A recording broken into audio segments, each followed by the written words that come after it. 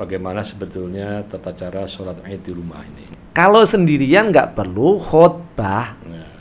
Kok ada yang mampu berkhutbah, maka boleh silahkan berkhutbah. Assalamualaikum warahmatullahi wabarakatuh. Kembali bersama saya Helmi Faisal Zaini dalam HF Channel.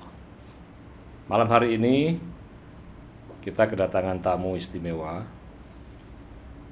seorang dai milenial, dai muda, ya, pernah melanglang buana dalam misi dakwah ke berbagai macam negara, dan tentu masih di tengah situasi yang sulit kita menghadapi wabah pandemi COVID-19 Corona, di mana pemerintah telah melakukan berbagai macam cara dan upaya agar kita bisa memutus mata rantai COVID-19 ini. Salah satunya adalah melalui kebijakan PSBB, pembatasan sosial berskala besar, yang tentu berimplikasi pada banyak hal, terutama apa yang kita kenal dengan stay at home, yaitu belajar di rumah, bekerja di rumah, dan beribadah di rumah.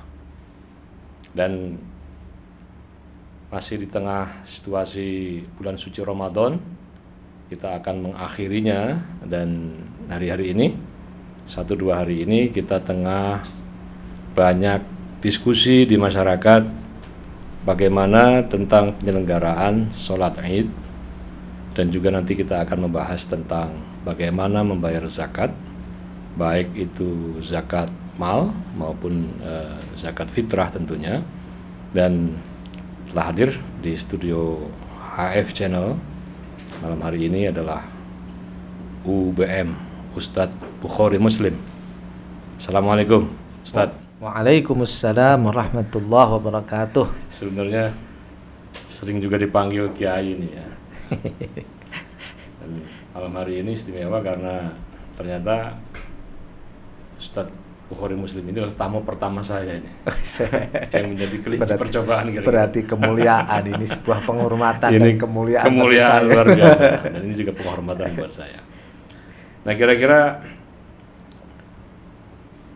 Kiai Bukhari ini kira-kira apa yang bisa diberikan dan dibagikan ilmu ya. Mungkin tutorial sholat Id yang sederhana dan ringkas bagi warga dan masyarakat. Baik, terima kasih. Ini sebuah kemuliaan, dan bagi saya ini, saya berarti dimuliakan betul, ini istimewa ini. Pertama, kita masih tadi disampaikan dalam suasana yang kita harus menjaga diri di rumah, di karantina, bahasa kerennya lockdown. Sebetulnya kalau ini kita anggap sebuah ibadah, jadi ibadah karena perintah Al-Quran. Jadi Qurannya ada loh. Jadi bukan lagi cerita Rasulullah, di Quran itu jelas waj'alu buyutakum qiblatan. Ini ceritanya Nabi Musa, diperintah oleh Allah untuk di rumah sholat, apalagi kerja dan sebagainya, karena ceritanya dikejar-kejar mau dibunuh. Nah sekarang ini kita ini kalau nggak di rumah mati, kira-kira kan gitu. Jadi konteksnya mirip ini. Dikejar-kejar virus ya. Dikejar-kejar virus. Kalau dulu Fir'aun, Nabi Musa, Fir'aun jelas kelihatan. Sekarang nggak kelihatan. Solusinya di rumah. Nah sekarang menjadi pertanyaan tadi menjelang Idul Fitri, kita kan namanya orang Islam, apalagi orang Jawa, orang Indonesia lah umumnya, Runang Nusantara ini, rasanya akan sangat kehilangan kalau nggak sholat Idul Fitri yang setahun sekali. Kan ini berat. Bahkan yang pernah sholat saja biasanya tidak menyanyiakan kesempatan sholat Id ya. Ini kan setahun sekali. Yang mungkin nggak sholat, nggak apa, ini mumpung ini. Masa iya setahun ditinggal. Tapi kita juga tidak pernah, jangan juga kita melakukan bersyuudon ya kepada orang yang sekali sholat dalam setahun. Siapa tahu dengan sekalinya itu kemuliaan. Ya diterima, betul itu. Jadi Allah kan Mar-Rahman Rahim, Ghafurur Rahim. Siapa tahu yang satu ini malah diterima. Itu kadang-kadang. Nah ini penting kita sampaikan.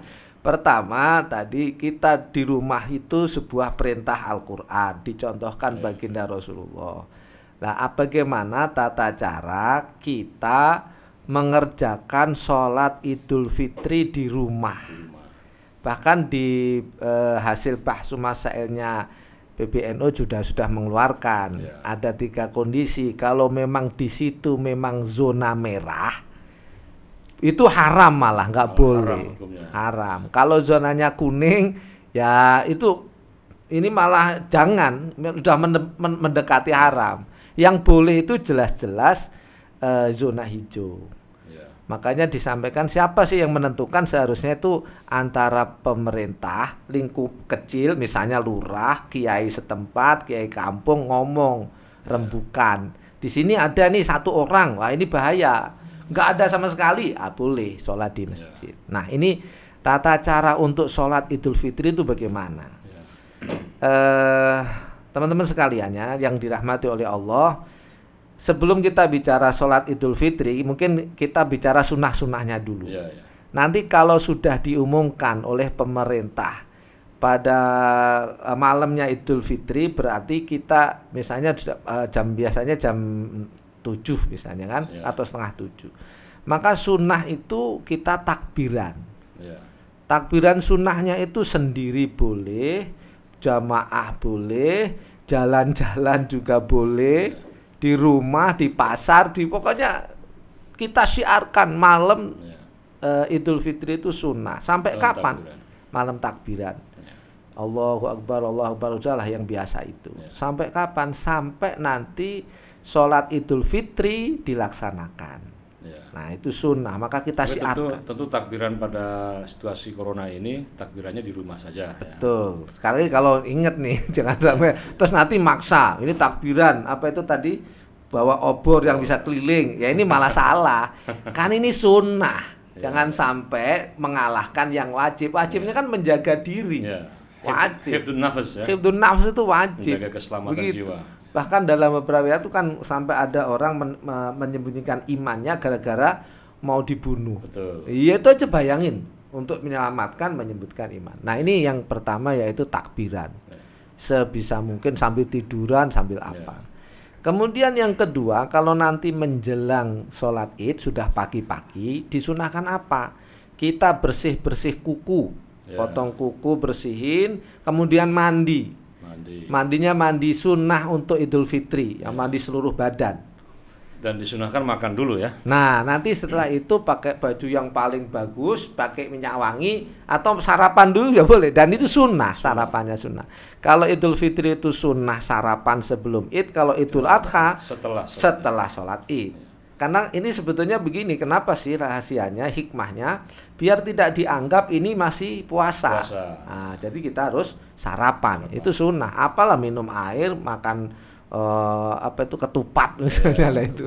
Kan tradisi kita ketupat, bukan kurma gitu misalnya. Ya, dan nanti kita juga masih akan menunggu ya soal penentuan 1 Syawal ya. Betul. Ya, PBNU sendiri kan nanti pada hari Jumat besok ya.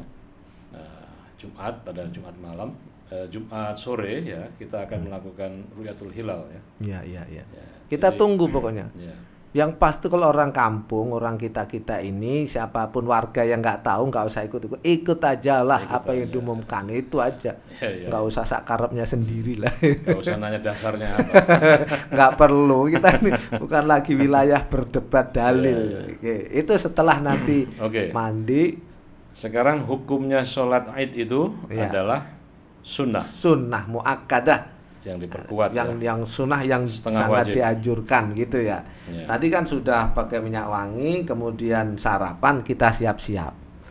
Nah, apa yang disiapkan? Nah ini tadi kondisinya, kalau memang zona merah, kita misalnya nggak punya temen, misalnya di kosan, di apartemen, di rumah sendirian. Sunnah Pak. Sholat Idul Fitri sunnah sendirian saja, tapi jomblo nih, nggak usah pakai khutbah. Sholat sunnah saja biasa. Nanti kita turunkan tata caranya sholat Idul Fitri. Kalau dia sekeluarga, itu misalnya ada 2 orang, 3 orang atau 4 orang. Memang jumhur ulama mengatakan 4 orang, tapi ada yang kan qaul 2 orang boleh. Karena sholat wajib saja 2 orang bisa jamaah. Karena minimal jamaah 2 kan gitu. Nah itu nggak apa-apa lah, misalnya kita ambil pendapat ini 2 orang, 1 imam, 1 makmum, imam plus khotib, guys nggak apa-apa udah, gitu aja. Kalau ada yang mampu khotib, Kalau nggak mampu sholat 2 orang saja, sholat Idul Fitri tanpa khutbah juga nggak apa-apa. Nah, yang penting ini sholatnya, ini kan sholat, karena ini sama sunnah, ini terpisah ini sebetulnya hukumnya sholat sunat Idul Fitri sama khutbahnya. Terakhir kalau nanti apalagi sekeluarga, sekeluarga tuh bisa misalnya ada istri, ada keluarga atau siapapun, misalnya ada yang head dengerin khutbah saja. Kalau enggak cuma nongkrongin aja, nggak usah ikut sholat sunnah. Ini malah tadi bahaya. Ini kan banyak warga masyarakat yang awam ya, bagaimana sebetulnya tata cara sholat Id di rumah ini. Ya, baik. Untuk menyampaikan. Nah, untuk tata cara sholat Idul Fitri di rumah itu pertama nanti kita tentunya sholat niat. Kalau niatnya sendirian, usolli sunnatan li'idil fitri rakaataini adaan lillahi ta'ala. Allahu Akbar. Kalau nanti makmum atau imam, usolli sunnatan li'idil fitri makmuman. Kalau makmum, kalau imam imaman. Nah, lillahi ta'ala. Dah. Kalau nggak bisa bahasa Arab ya bahasa Indonesia. Kalau dalam hati insya Allah bisa, bedah bisa. Niat ingsun sholat Idul Fitri 2 rakaat karena Allah. Wis gitu aja yang pendek. Setelah itu takbiratul ihram, Allah angkat tangan, Allahu Akbar. Ini takbiratul ihram itu adalah rukun. Setelah takbiratul ihram baca doa iftitah. Allahu Akbar kabira walhamdulillahi katsira wa subhanallahi bukrata wa asila sampai selesai. Setelah selesai angkat tangan lagi takbir. Nah, ini takbir sunnah. Nah, ini baru kita hitung pertama. Hitung pertama. Ya, ini rakaat pertama 7 kali takbir. Di antara takbir baca, jadi setelah takbir takbiratul ihram baca doa iftitah, takbir pertama Allahu Akbar. Setelah takbir ini baca subhanallah walhamdulillah wala ilaha illallah wallahu akbar. Takbir lagi Allahu Akbar, baca lagi, takbir lagi sampai 7 kali. Kemudian baca Fatihah, baca surat. Suratnya itu yang pendek-pendek boleh. Mau Al-Ikhlas, Qul huwallahu ahad, nanti kedua Al-Falaq, boleh, pokoknya bebas. Nah, ini saya mumpung kesempatan kita dengan Ustaz Bukhari ya. Jadi saya tuh paling tidak senang dan tidak setuju kalau ada orang yang, wah kamu bisanya cuma surat pendek aja. Ini orang nggak ngerti, Quran tuh setiap ayat itu mulia. Oh iya. Nggak pendek, nggak panjang itu. Coba kalau kita baca surat Al-Asr, wal asr, demi waktu, demi masa.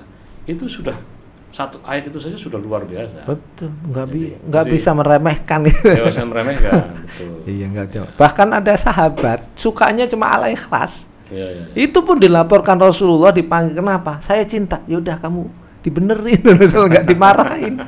Ya Al-Ikhlas, mau sholat apa aja Al-Ikhlas. Oh, boleh aja nggak masalah, nggak dilarang sama Rasulullah. Baik, itu rakaat pertama. Nanti ruko, iktidal, sujud, duduk, sujud, berdiri, takbir kan, Allahu Akbar rakaat kedua. Nah, setelah takbir berdiri ini ya nggak perlu iftitah. Kemudian takbir angkat tangan. Nah, ini takbir sunnah. Hitung satu. Baca subhanallah walhamdulillah wala ilaha illallah wallahu akbar. Takbir lagi sampai 5 kali. Sampai 5 kali baca Fatihah, surat apa yang dia hafal.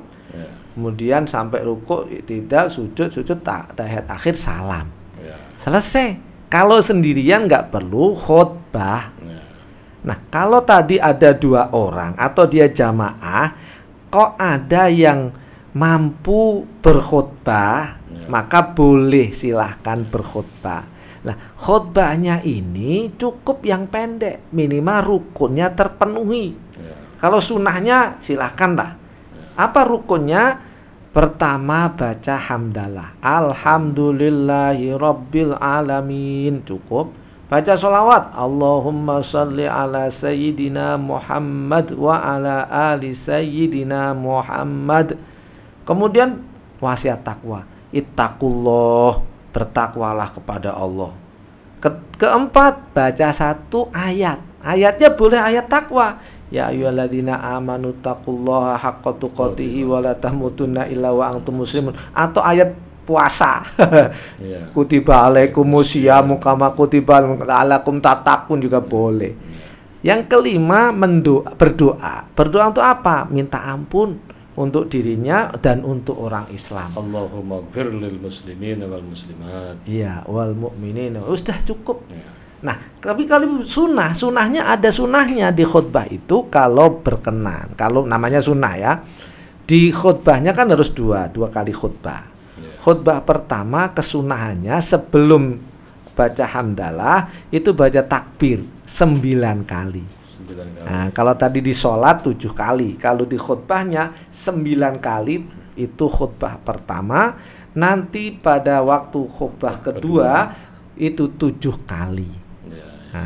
Nah sekarang ini teman-teman kawan semuanya, Bapak Ibu saudara sekalian, bisa kok khutbah bawa handphone. Kan sekarang banyak di share, LDNU sudah bikin, PBNU bikin, itu dibaca saja cukup sudah terpenuhi semua syarat rukun, bahwa itu kalau dibaca cepat nggak sampai 5 menit Pak. Langsung makan opor ayam. Udah opor ayam. Saya kira itu ini yang penting. Jadi terima kasih nih Ustadz Bukhari sudah menyampaikan tutorial sholat Id di rumah yang sangat ringkas dan sangat mudah ya. Dan jangan dipersulit ya, karena semuanya itu sangat mudah sekali. Betul. Nah sekarang juga mumpung karena kita akan memasuki akhir Ramadan, yang tidak kalah penting adalah tentang zakat. Betul. Ya. Ini sebagai pensucian diri. Pertama kita ngomong zakat fitrah. Zakat fitrah itu dalam hadisnya, kalau kita sudah puasa sebulan kok nggak bayar zakat fitrah, maka amal ibadah kita menggantung-gantung, nggak capek ke langit, nggak sampai kepada Allah lah, kira-kira gitu. Jadi ini mu'allak, tergantung bayar zakat fitrah. Nah ini persoalan zakat fitrah itu adalah ini masing-masing muslim yang dia masih punya, bahasanya masih hidup pada waktu malam takbiran, nah itu yang wajib. Jadi kalau misalnya waliyadzubillah sebelum takbiran kok dia meninggal sebenarnya nggak wajib. Nggak wajib ya. Gitu, karena wajibnya tuh ketemu misalnya pas maghrib dinyatakan itu adalah Idul Fitri, ya itu wajib. Mengakhiri Ramadan lah ya. Mengakhiri Ramadan. Walaupun boleh dibayar di awal sah, secara fikihnya sah. Tetapi yang wajib bahwa kalau dia nggak bayar pada malam takbiran atau sampai sebelum Idul Fitri, ibadahnya jadi gantung tadi. Ya. Sekarang yang harus dibayar itu rupanya apa ini? Betul. Ya sekarang kalau menurut hadis kan kutul balad, makanan pokok negeri. Di negeri kita itu adalah beras. Ya. Nah, sebaiknya kita bayar zakat fitrah itu beras. Berapa ukurannya? Di mazhab Syafi'i itu antara 2,5 kilo sampai 2,7 kilo. Jadi boleh mau 2,5 kilo ngambil yang minimalis, boleh yang 27. Ya anggap 2,5 lah, 2,5 kilo atau 3,5 liter. Ada itulah beras. Nah sekarang ini dibayar gimana? Boleh nggak sekarang pertanyaannya membayar dengan uang rupiah? Per kilonya berapa tinggal dikalikan ya. Boleh kita bayar dengan uang rupiah, dihargai saja. Misalnya beras per kilo, misalnya sekilonya 10.000, misalnya yang dia orang-orang biasa gitu ya. Tinggal saja kali 2,5 kilo berarti dia 25.000. Memang ada perdebatan ulama. Ini ikutnya mazhab Hanafi yang beberapa beredar di itu. Enggak, di NU sudah diputuskan boleh langsung dengan nilai 2,5 kilogram. Enggak usah ikut mazhab Hanafi yang sampai 4 kilo. Enggak apa-apa. Apalagi di tengah pandemi ini juga banyak kan orang ada butuh uang ya ini ya. Iya, daripada beras lah. Beras. Dan orang juga nggak makan beras saja kan, butuh lauk, butuh macam-macam. Mungkin kalau orang sana roti con cukup tuh, roti apa itu apa namanya. Lah di sini nasi aja kan nggak cukup, butuh kecap, butuh telur dan sebagainya. Jadi itu zakat fitrah ya. Zakat fitrah. Sekarang zakat mal. Nah, kalau zakat mal itu ada 2 syarat. Syaratnya pertama zakat mal itu zakat harta ya. Zakat harta. Ada harta itu ya macam-macam. Mungkin yang paling banyak sekarang kita ngomong konteks Jakarta, itu misalnya tabungan lah. Misalnya orang punya uang di tabungannya. Nah, ada dua syaratnya, satu nisab sama haul. Ini kita ngomong satu nisab sama haul dulu nih, syarat. Artinya syarat itu dia kalau nggak ngeluarin dia berdosa. Nah, gitu. Satu nisabnya berapa? Kita anggap kalau kita mengikuti pendapat yang paling sederhana, anggaplah kita ukurnya 85 gram emas. Ada yang mengatakan 82 atau kita anggap 85 gram. Emas. Sekarang kalau emasnya 1 juta per gram, berarti sekitar 80 juta. 80 juta. Itu harus mandek selama setahun di tabungan misalnya gitu ya. Kalau fluktuatif. Nah, kalau fluktuatif nggak wajib masuknya. Kita ngomong nggak wajib. Ya, kadang-kadang ada 10 juta, kadang-kadang tinggal 100.000. Nah, berarti nggak wajib. Yang mandek, yang wajib pokoknya dia nggak pernah berkurang dari itu selama setahun. Ya, jadi pengertian nisab itu 2,5% itu diukur dari harta yang terakhir yang ada ya kira-kira ya. Betul. Jadi hitungannya misalnya begini, bulan anggap kita Ramadan tahun kemarin. Kita misalnya dimulai dari Ramadan. Ramadan tahun kemarin duit di tabungan kita 80 juta. Ya, katakan begitu. Itu misalnya. Ramadan tahun ini.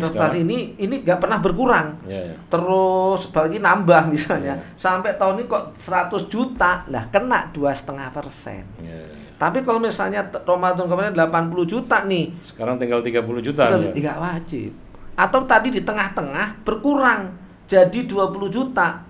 Terus naik lagi Ramadan ini jadi 80 juta lagi. Itu pun nggak wajib. Wajibnya kapan? Nanti pas mulai 80 jutanya kapan? Tapi kalau misalnya fikih progresif ya. Jadi misalnya Ramadan kemarin harta kita itu katakan 100 juta. Ramadan tahun ini kita ada 50 juta. Kita mendeklar 2,5% dari 50 juta yang kita keluarkan sebagai zakat mal. Itu bagaimana? Boleh. Maka sebetulnya kan tadi saya bilang nggak wajib. Tapi menurut saya jangan jadi orang bakhil. Hanya mikir yang wajib.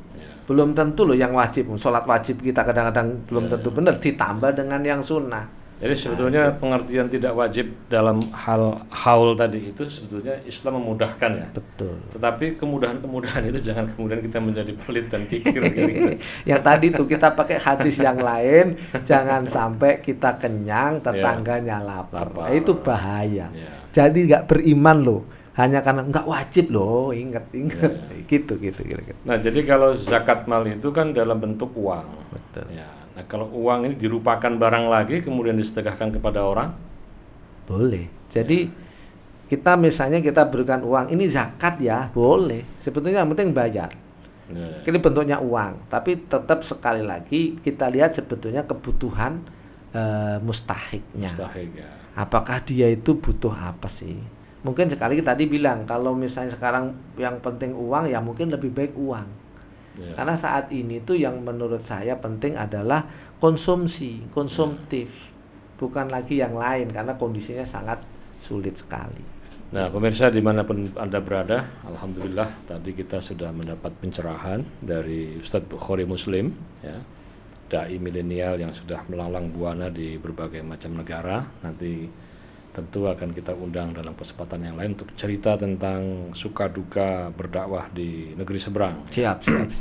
Dan perjumpaan kita pada sesi hari ini telah melahirkan banyak hal yang penting buat kita semuanya untuk bekal memasuki Hari Raya Idul Fitri. Pesan-pesan terakhir mungkin Ustadz Bukhari. Kita berharap semuanya mudah-mudahan saudara-saudara kaum muslim muslimat tetap semangat dan berbahagia menghadapi Idul Fitri walaupun dalam masa pandemi COVID-19. Tetap semangat dah. Begitu nanti karena kalau orang nggak semangat, stres, sakit juga. Nah, itu bahaya. Itu pasti. Saya akan mengakhiri dengan sebuah dialog kecil di warung ini, di warung kopi ya. Jadi ketika ada seorang mahasiswa ya yang memang kos dekat warung kopi itu, setelah berbuka puasa dia ngopi di warung itu, ngobrollah soal corona ya. Kemudian si pedagang kopi ini bertanya kepada mahasiswa, Fulan, kamu kan pelajar ya, mungkin sudah bisa memprediksi lah kira-kira corona ini kira-kira akan berakhir kapan.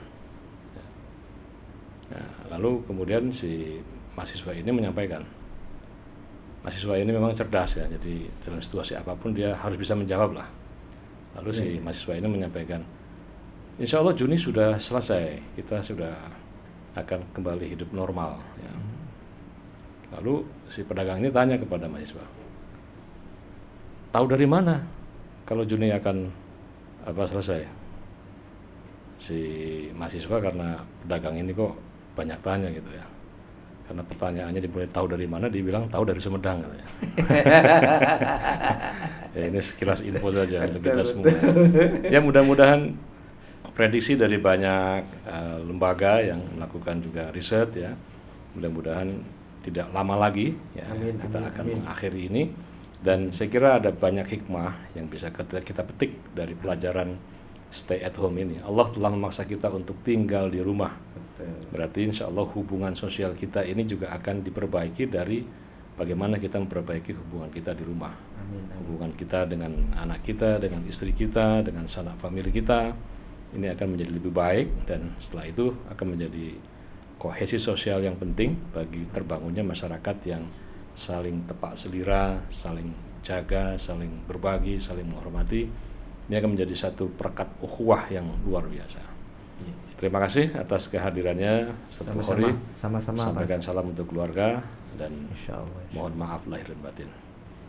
Terima kasih. Assalamualaikum warahmatullahi wabarakatuh. Waalaikumsalam warahmatullahi wabarakatuh.